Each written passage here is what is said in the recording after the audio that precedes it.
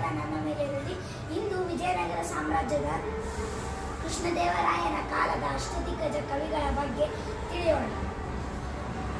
ದಕ್ಷಿಣ ಭಾರತದ ಅತ್ಯಂತ ಶ್ರೀಮಂತ ಹಿಂದೂ ಸಾಮ್ರಾಜ್ಯವೆಂದರೆ ಅದು ವಿಜಯನಗರ ಸಾಮ್ರಾಜ್ಯವಾಗಿದೆ.